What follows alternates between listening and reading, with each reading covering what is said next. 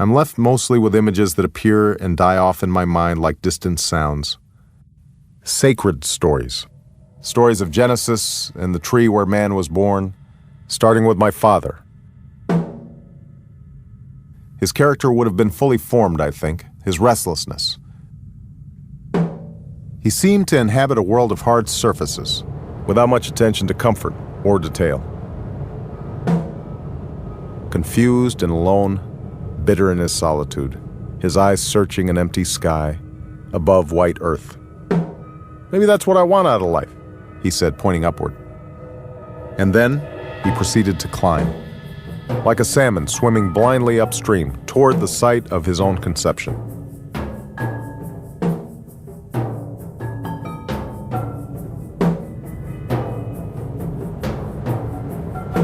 He straightened his back, looking out at the horizon until he could see it curve and smelling the sultry, scented air.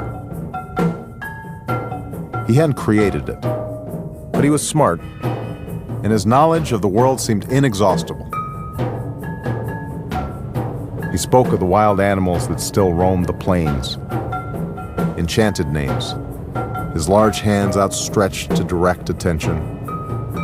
And then, they seemed to be everywhere, for whenever he spoke, something unexpected happened.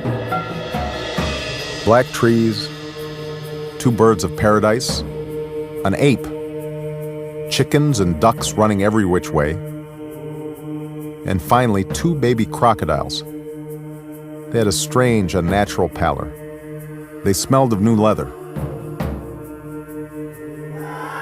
Suddenly, he lets out a quick shout. "A monkey!" It landed with a thud. Then it grew completely still. "Damn," he said, shaking his head in disgust.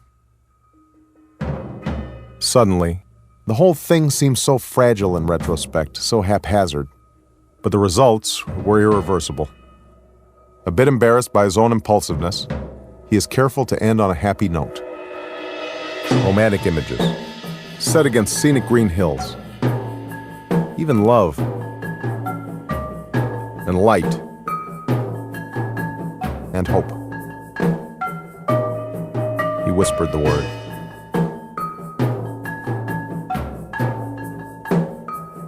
And then he was gone.